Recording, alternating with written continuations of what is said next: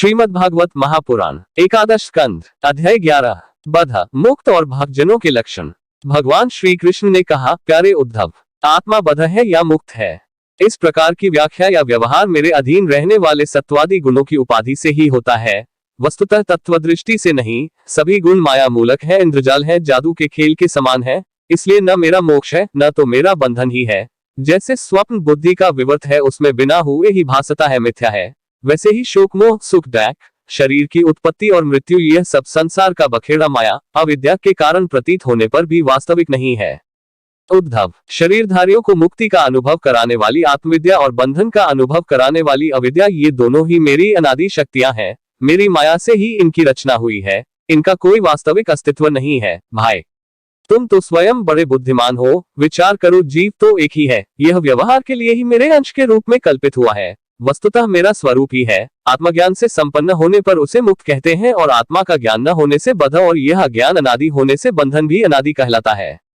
इस प्रकार मुझ एक ही धर्मी में रहने पर भी जो शोक और आनंद रूप विरुद्ध धर्म वाले जान पड़ते हैं, उन बध और मुक्त जीव का भेद मैं बतलाता हूँ। वह भेद दो प्रकार का है, एक तो नित्य मुक्त ईश्वर से जीव का भेद और दूसरा मुक्त बध जीव का भेद। पहला सुनो, जीव और ईश्वर बध और मुक्त के भेद से भिन्न भिन्न होने पर भी एक ही शरीर में नियंता और नियंत्रित के रूप से स्थित है।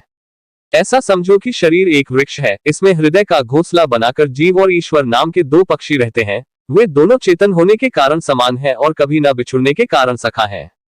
इनके निवास करने का कारण केवल लीला ही है। इतनी समानता होने पर भी जीव तो शरीर रूप वृक्ष के फल सुख दैख आदि भोगता है, परंतु ईश्वर उन्हें न भोगकर कर्मफल सुख दैख आदि से असंग और उनका साक्षी मात्र रहता है। अभोक्ता होने पर भी ईश्वर की यह विलक्षणता है कि वह ज्ञान, ऐश्वर्य, आनंद और सामर्थ्य आदि में भोक्ता जीव से बढ़कर है। साथ ही एक यह भी विलक्षणता है कि अभोक्ता ईश्वर तो अपने वास्तविक स्वरूप और इसके अतिरिक्त जगत को भी जानता है, परंतु भोक्ता जीव न अपने वास्तविक रूप को जानता है और न अपने से अतिरिक्त को। इन दोनों में जीव तो अविद्या से युक्त होने के कारण नित्य बद्ध है और ईश्वर विद्या स्वरूप होने के कारण नित्य मुक्त है। प्यारे उद्धव, ज्ञान संपन्न पुरुष भी मुक्त ही है। जैसे स्वप्न टूट जाने पर जगा हुआ पुरुष स्वप्न के स्मर्यमान शरीर से कोई संबंध नहीं रखता, वैसे ही ज्ञानी पुरुष सूक्ष्म और स्थूल शरीर में रहने पर भी उनसे किसी प्रकार का संबंध नहीं रखता, परंतु अज्ञानी पुरुष वास्तव में शरीर से कोई संबंध न रखने पर भी अज्ञान के कारण शरीर में ही स्थित रहता है। जैसे स्वप्न देखने वाला पुरुष स्वप्न देखते समय स्वाप्निक शरीर से बंध जाता है। व्यवहार आदि में इंद्रिया शब्द स्पर्श आदि विषयों को ग्रहण करती हैं, क्योंकि यह तो नियम ही है कि गुण ही गुण को ग्रहण करते हैं, आत्मा नहीं। इसलिए जिसने अपने निर्विकार आत्मस्वरूप को समझ लिया है, वह उन विषयों के ग्रहण त्याग में किसी प्रकार का अभिमान नहीं करता। यह शरीर प्रारब्ध के अधीन है, इससे शारीरिक और मानसिक जितने भी कर्म होते हैं, सब गुणों की प्रेरणा से ही होते हैं। अज्ञानी पुरुष झूठ मूठ अपने को उन ग्रहण त्याग आदि कर्मों का कर्ता मान बैठता है और इसी अभिमान के कारण वह बंध जाता है।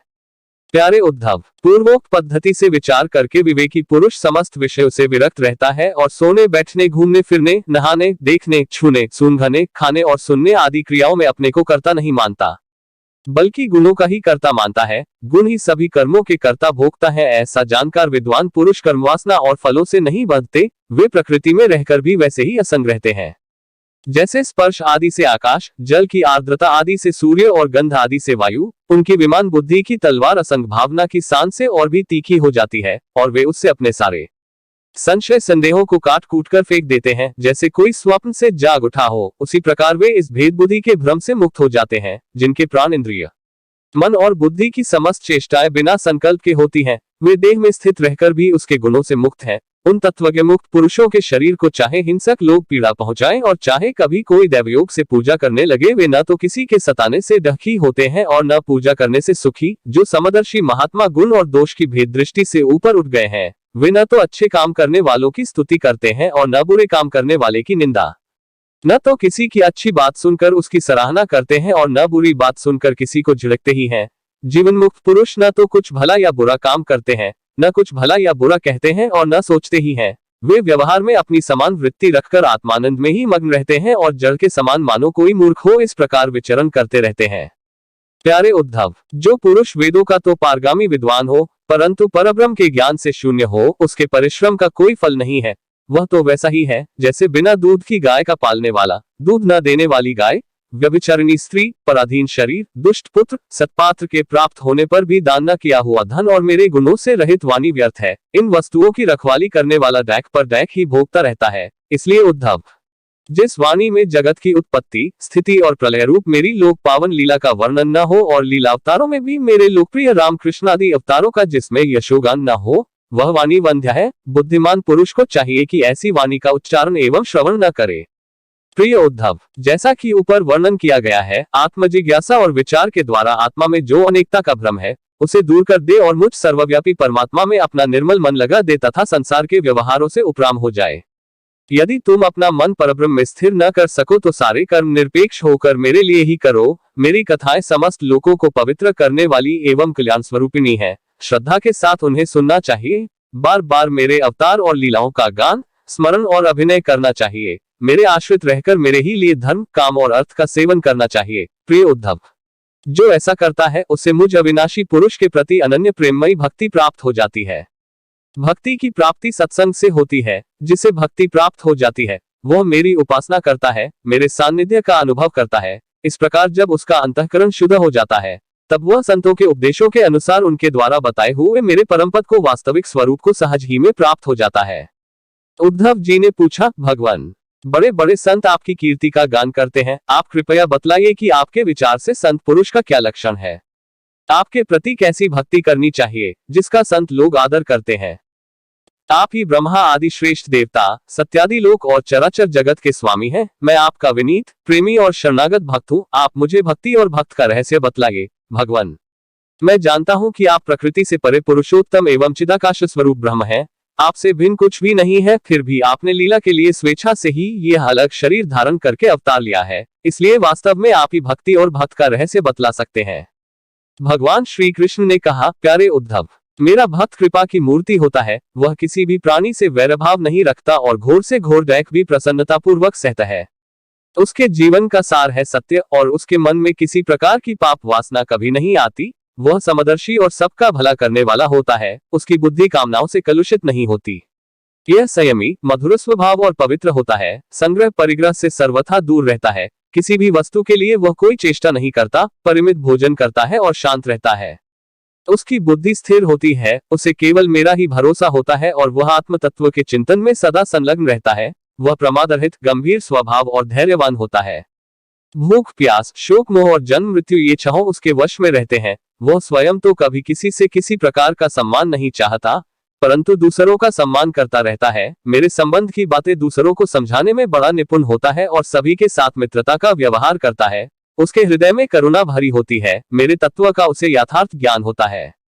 प्रिय उद्धव, मैंने वेदों और शास्त्रों के रूप में मनुष्यों के धर्म का उपदेश किया है। उनके पालन से अंतःकरण शुद्धि आदि गुण और उल्लंघन से नरकादि दैख प्राप्त होते हैं। परंतु मेरा जो भक्त उन्हें भी अपने ध्यान आदि में विक्षेप समझकर त्याग देता है और केवल मेरे ही भजन में लगा रहता है, वह परम संत है। मैं कौन हूँ, कितना बड़ा हूँ, कैसा हूँ, इन बातों को जाने चाहे न जाने, किंतु अनन्य भाव से मेरा भजन करते हैं, वे मेरे विचार से मेरे परम भक्त हैं।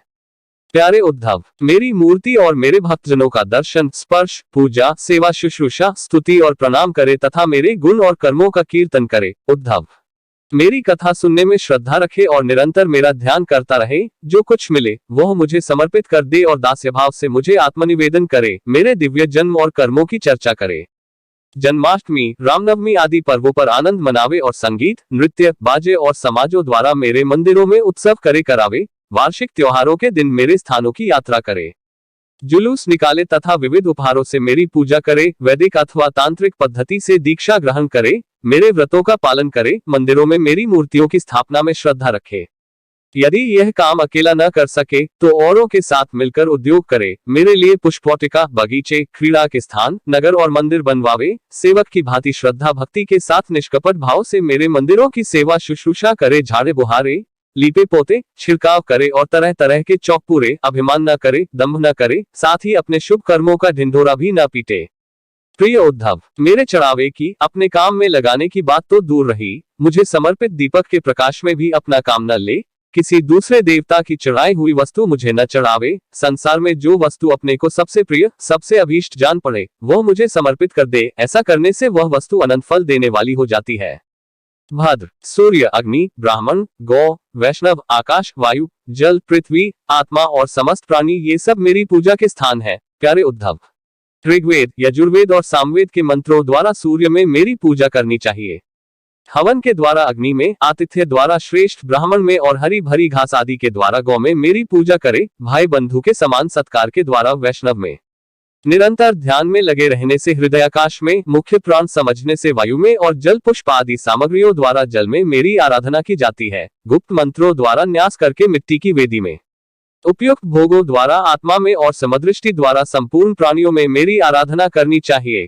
क्योंकि मैं सभी में क्षेत्रज्ञ आत्मा के रूप में स्थित हूँ। इन सभी स्थानों में शंख चक्र गदा पद्म धारण किए 4 भुजाओं वाले शांत मूर्ति श्री भगवान विराजमान है। ऐसा ध्यान करते हुए एकाग्रता के साथ मेरी पूजा करनी चाहिए।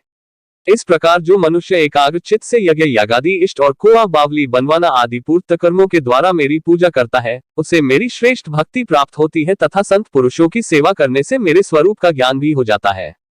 प्यारे उद्धव, मेरा ऐसा निश्चय है कि सत्संग और भक्ति योग इन 2 साधनों का एक साथ ही अनुष्ठान करते रहना चाहिए। प्रायः इन दोनों के अतिरिक्त संसार सागर से पार होने का और कोई उपाय नहीं है, क्योंकि संत पुरुष मुझे अपना आश्रय मानते हैं और मैं सदा सर्वदा उनके पास बना रहता हूँ। प्यारे उद्धव, अब मैं तुम्हें एक अत्यंत गोपनीय परम रहस्य की बात बतलाऊंगा, क्योंकि तुम मेरे प्रिय सेवक, हितैषी, सुहृद और प्रेमी सखा हो, साथ ही सुनने के भी इच्छुक हो।